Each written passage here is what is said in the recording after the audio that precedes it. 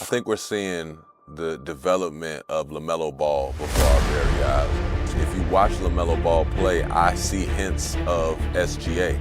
Now, I'm not comparing them completely, but what I see is a team starting to corral behind somebody who's a decision maker, somebody who's a willing passer, and somebody who is willing to take the chances and willing to take the shot at the end. Just an average athlete. Doesn't show any real consistent toughness, plays like he's in high school. His style doesn't translate to wins. Yeah, look at this, LaMelo, look at the dance right here. Saz's like, okay, will you shoot it? I'm tired of getting embarrassed on the perimeter. These aren't random comments from X or a YouTube comment section. These are real scouting reports attached to a real NBA prospect. Because when LaMelo entered the NBA, the fear was that his game, the flair, the deep pull-ups, the one-legged lasers, the pace, wouldn't translate into wins at the highest level. Fast forward to now, the Hornets just came off a 9-game win streak, and it feels like Charlotte may have finally figured something out. The offense has been electric during that run, and LaMelo's starting five owns the best net rating in the entire league. Better than OKC, better than Denver, even better than the 2017 Warriors death lineup at its peak. And that's always been the story with LaMelo. They said his style wouldn't work, and yet, right now, he's running the most dominant five-man unit in the league while playing in the most unconventional way possible. The NBA is adjusting to him because LaMelo Ball is becoming exactly what they said he wouldn't, a player who wins. To understand LaMelo's current dominance, you have to go back to the early days. His story didn't start in the NBA, it started long before that. The media circus, the hype train, the cameras. All of that followed LaMelo since he was a 13-year-old dominating older kids in high school gyms. His highlight reels were everywhere. YouTube mixtapes pulling in millions of views, Instagram clips going viral overnight, deep threes from the logo, no-look passes in traffic, fast breaks that looked like something out of a video game. The kid was a walking highlight reel built for the social media era. And sure, plenty of top prospects grew up online. But LaMelo's story was never about the spotlight, it was about the path he chose to take through it. The modern NBA talent pipeline runs through one gate, the draft, and that pipeline ran almost entirely through college basketball. Dominate in high school, commit to a powerhouse program, spend a year on campus, boost your draft stock, and declare. The NCAA became the mandatory checkpoint. If you were serious about making the NBA, this was the route. But LaMelo didn't follow that script. His journey started at Chino Hills, where LaMelo, alongside his brothers, helped build one of the most dominant high school teams in modern history. As a freshman, he was part of a 35-0 team that knocked off national powerhouse Montverde. He was the microwave scorer in a run-and-gun machine, pulling up from deep with unlimited confidence, handling the ball like it was glued to his hands, flashing vision well beyond his age.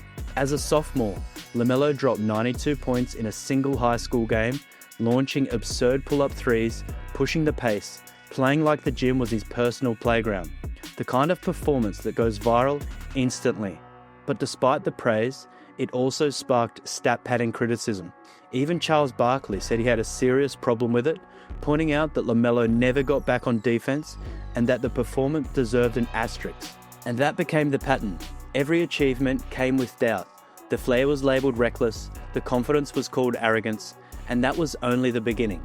In 2017, he skipped his junior year of high school altogether to play professionally alongside his brother LiAngelo, signing with Vytautas in Lithuania. The experiment unravelled quickly. The team finished 8-27. Across 8 competitive league appearances, LaMelo scored only 52 total points. The defensive concerns persisted, the shot selection stayed wild. Before long, Lithuania was labelled a failure, and most NBA scouts didn't even bother travelling overseas to see him. After leaving Lithuania in 2018, LaMelo joined LaVar Ball's startup league, the JBA, playing 11 games for the Los Angeles Ballers. The competition was widely criticised. The structure was minimal, and his numbers, 40 points, 13.8 rebounds, and 11 assists per game, felt less like proof of dominance and more like evidence of how low the bar really was. He returned to the prep ranks at Spire Institute in Ohio, a respected program with legit competition. It looked like a reset, but the damage to his scouting visibility was already done. Most NBA scouts still hadn't seen him live. His professional experience overseas made him ineligible for showcases like the McDonald's All-American Game, where executives typically get their first extended look at elite prep talent. For many front offices, LaMelo remained a mystery, a teenage celebrity with more headlines than live evaluations.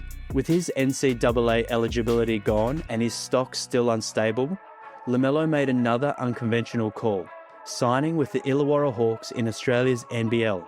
No family-run league, no viral spectacle, just professional basketball against grown men. In 16 games, LaMelo averaged 16.4 points, 6.9 rebounds, and 5.9 assists in just over 30 minutes per game. He posted a 2.83 assist-to-turnover ratio and quickly rated as one of the league's most impactful players. At 18 years old, other five-star prospects had gone overseas and struggled with the physical transition.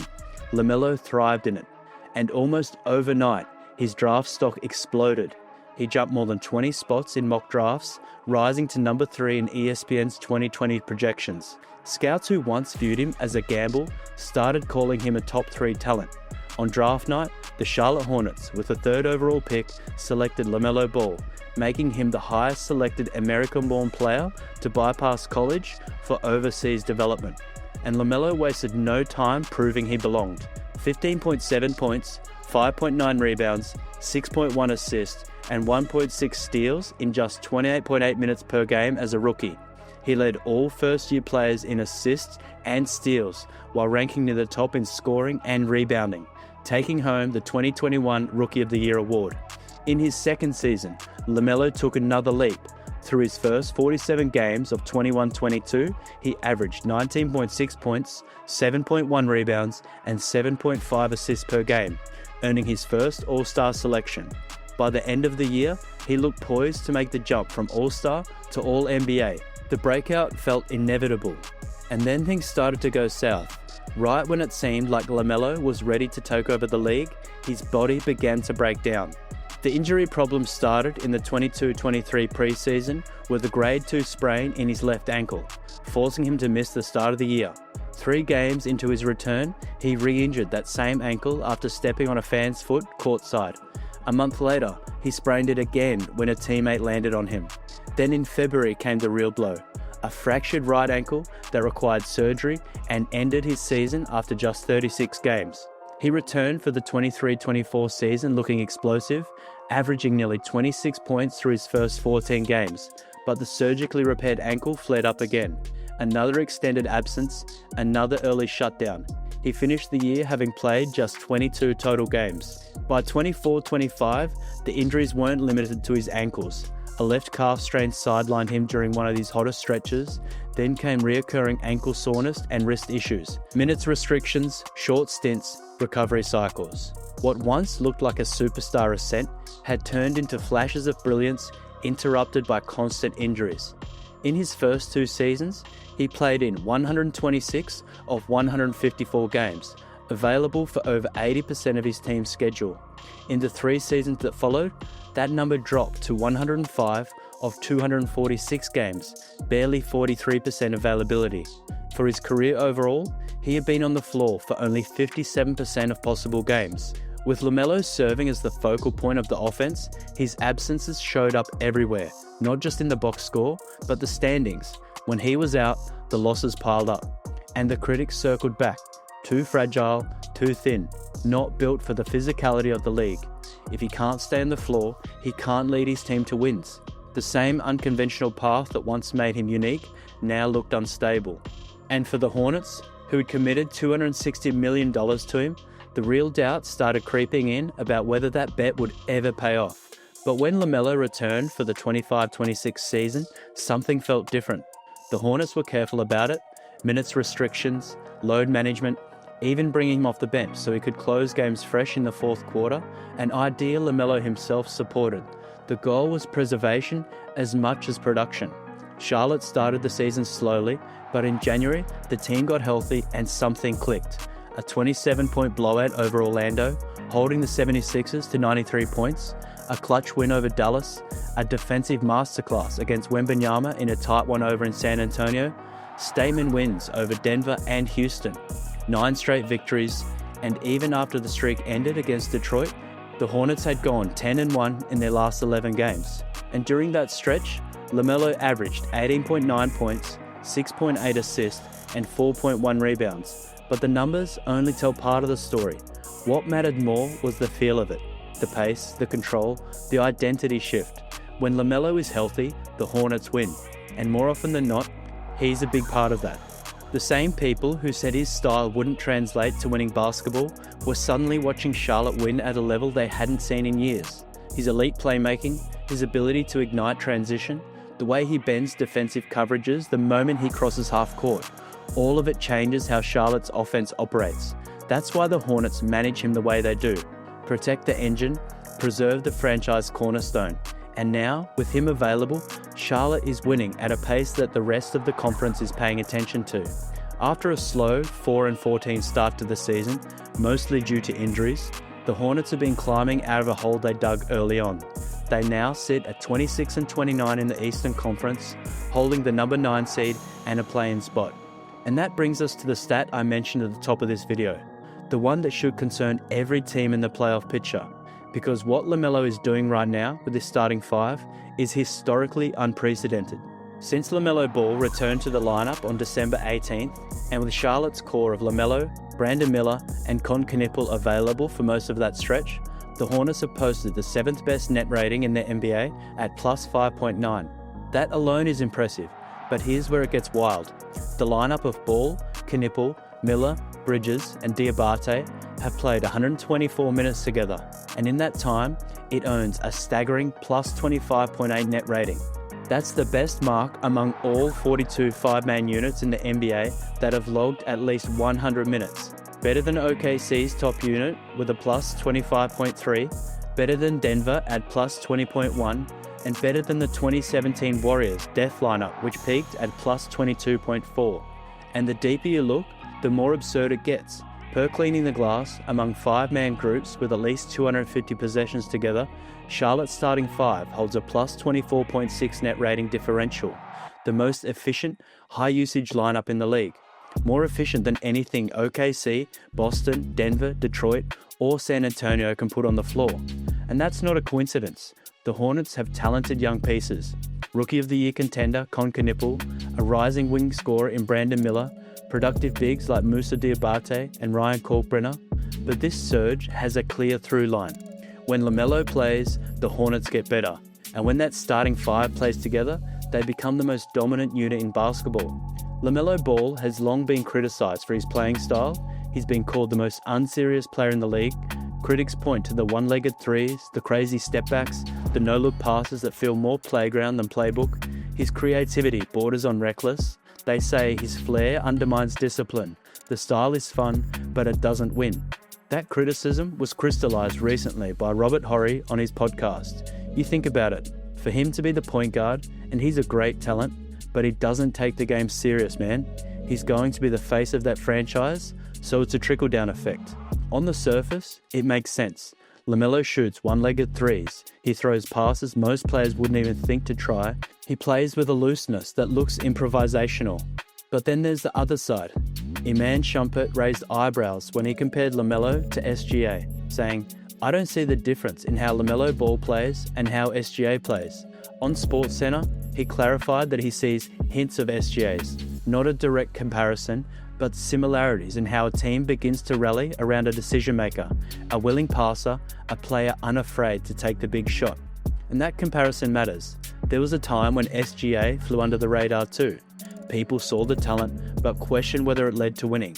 It wasn't until the Thunder's supporting cast leveled up that narrative changed. And look, the Hornets have failed to win more than 30 games in a season for over 3 years, posting a combined record of 67 and 179 during that span, dead last in the league. For many critics, that record became Exhibit A against LaMelo. Losing player, empty stats, doesn't impact winning, doesn't care. But statistically, that narrative falls apart. Across his 5-year career, excluding his current season, the Hornets have won 42.4% of the games LaMelo has played in. When Ball is on the floor, Charlotte posts an offensive rating of 112.6, Without him, that number drops to 108.5, a figure that would rank them in the bottom 5 in the league. The advanced metrics reinforce the same thing. LaMelo consistently grades out as one of the most impactful offensive players in basketball. But the problem has never been impact. It was availability and the roster around him. For years, he hasn't had a consistent supporting cast or the health required to prove he's a winning player. But now, with sustained health and a capable core around him of Knipple, Miller, Bridges and Diabate, the results speak for themselves. When that starting 5 opens games together, the Hornets are an absurd 16-1. And in high-pressure moments this season, LaMelo hasn't shied away. He's made high-difficulty real-time decisions without hesitation.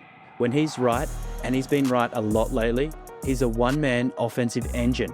He stretches defenses from near half-court, manipulates coverages with a flick of the wrist, and uses his 6'7" frame to thread passes over, under, and around defenders who never see them coming. That's the part the league got wrong.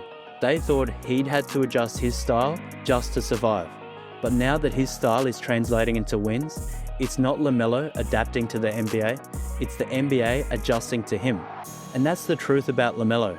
He was never going to fit inside the box the NBA built for point guards. Every time someone tried to force him into one, through scouting reports, injury narratives, minutes restrictions, doubts about his maturity, he came back and played even more like himself.